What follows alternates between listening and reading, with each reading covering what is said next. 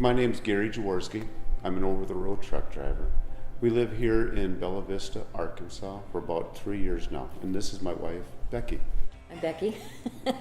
I'm a registered nurse, and we have 4 children and 9 grandchildren, and 1 on the way.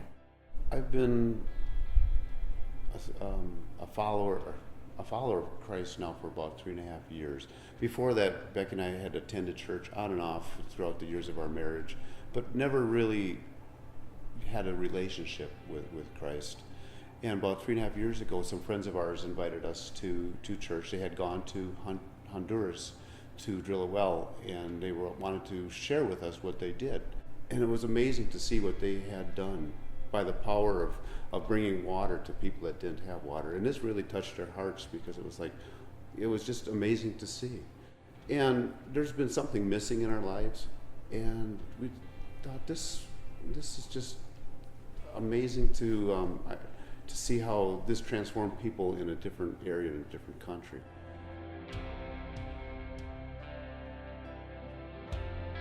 Sheltering Wings is an organization, and their home base is in St. Louis, Missouri.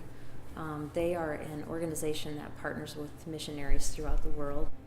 How I found out about Sheltering Wings was through there was a terrorist attack out in Burkina Faso, and that's where Becky and I are going to go. And I had heard about this terrorist attack. I mean, you hear about them every single day, or daily, or it almost seems daily. You know, it seems like there's always something in the news about somebody getting hurt, somebody getting killed, some bombing somewhere. But for some reason, this attack in Burkina Faso just pulled at my heart, and I kept trying to shove it back and say, no, I don't need to listen about this or hear about this. But God kept saying, you know, you need to investigate this more. And for some reason, God kept saying, you know, look at this. Well, I was kind of shocked when I got that phone call, because I guess it's just not something that you expect to get a phone call saying we're leaving for Africa. But I prayed about it for about a week. Gary's gone over the road, and I prayed about it, and I knew that God would give me the answers that I needed. And yeah, when we go to Burkina Faso, we're going to be stationed, I think, mostly in Yako, where the orphanage is already up and running, and they've got a clinic there with 2 nurses in it, and they've got a school with, I think, about 400 children in it.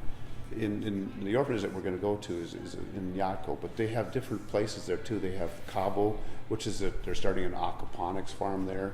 They also have shelters that they had built for students, because they want to teach the people there in Burkina how to grow more food with the things that they have there, with just using the materials that they have in Burkina without trying to get something from other places. But the biggest thing I believe that we're going to do is just try to connect with the people. And that's why, you know, when we first talked about this, well, maybe we'll go for a week or 2 weeks or 3 weeks, and we weren't sure how long we needed to go. But then we talked and we prayed on it. We thought, you know, at this point in time, we'll go for 3 months, because if you're going to connect with somebody, you can't do it in 1 week or 2 weeks or 3 weeks. So we thought if we go for 3 months, we can really connect with the people that are there and show them, not just fix things and leave or whatever that may be, but we can go there and try to share with them about Christ and about His love for them.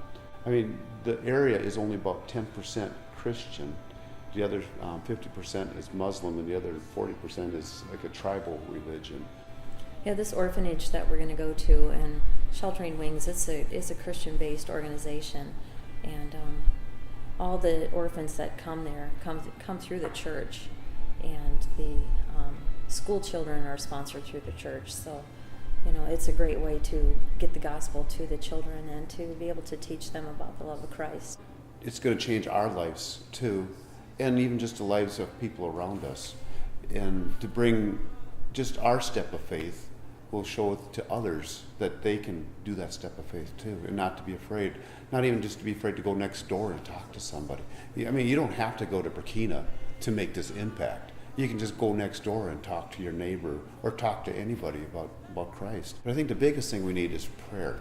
We need each and every one of you to give us the support and prayer that we need. And as Becky had put it, prayer warriors.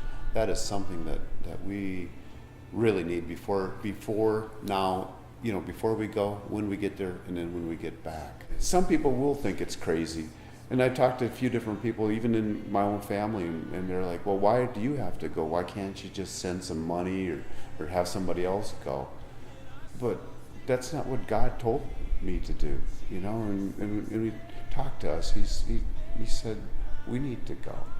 Yeah, I think one thing that's important to reflect on is the grace that God has really shown to us, and the forgiveness, and the you know, how that has really changed our lives. And I'd kind of like to tell other people over there that have no knowledge of Christ whatsoever how their life can really be changed.